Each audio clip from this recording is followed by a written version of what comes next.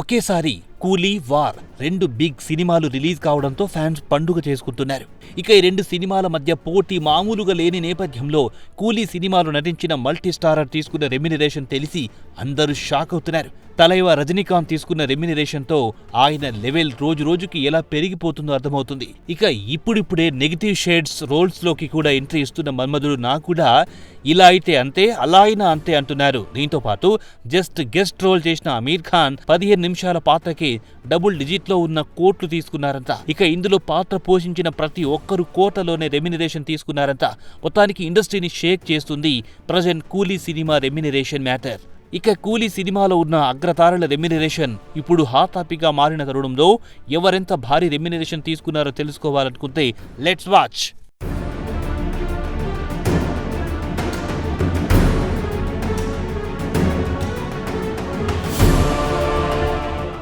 రజనీకాంత్ కూలీ సినిమాలో రెమ్యునరేషన్ ఎంతో తెలిస్తే షాక్ అవ్వాల్సిందే.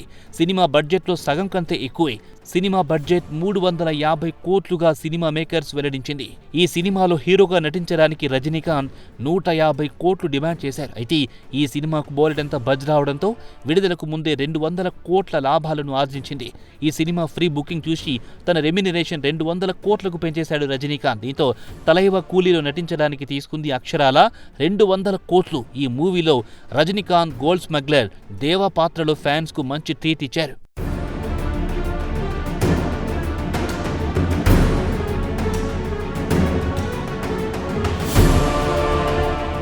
టాలీవుడ్ మన్మధుడు నాగార్జున సైతం ఈ సినిమాలో కీలక పాత్రలో నటించారు. ఈ సినిమాలో నటించేందుకు 10 కోట్లు ఛార్జ్ చేసినట్టు తెలుస్తుంది. అలాగే సంగీత దర్శకుడు అనిరుద్ రవిచంద్ర సినిమా కోసం 15 కోట్లు తీసుకున్నట్టు టాక్. జైలర్ మూవీ తర్వాత అనిరుద్ మరోసారి రజనీకాంత్తో కలిసి పనిచేశారు. బాహుబలి, కట్టప్ప, సత్యరాజ్ ఈ మూవీలో నటించేందుకు 5 కోట్లు పారితోషికం తీసుకున్నట్టు సమాచారం. కన్నడ నటుడు ఉపేంద్ర కూడా కలీషా పాత్రకు 4 కోట్లు ఛార్జ్ చేసినట్టు సమాచారం. ఇక శృతి హాసన్ ఈ మూవీలో ప్రీతి పాత్రలో కనిపించింది. ఈ బ్యూటీ ఈ మూవీలో నటించడానికి 4 కోట్లు పారితోషికం తీసుకుంది. అదే సమయంలో ఈ మూవీలో మోనికా స్పెషల్ సాంగ్కు 1 కోటి రెమ్యునరేషన్ ఇచ్చినట్టు తెలుస్తున్నది.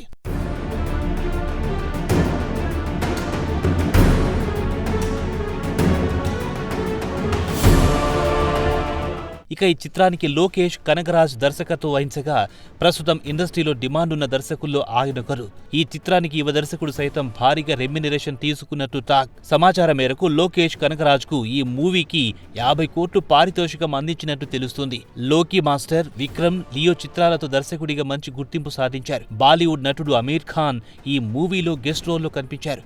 అమీర్ది చిన్న పాత్ర అయినా పెద్ద మొత్తంలో రెమ్యునరేషన్ తీసుకుంటున్నట్టు తెలుస్తున్నది. ఈ చిత్రంలో అమీర్ దహా అనే గ్యాంగ్స్టర్ పాత్రను పోషించిన అమీర్ దాదాపు 15 నిమిషాల పాత్రకు 20 కోట్లు తీసుకున్నట్టు టాక్.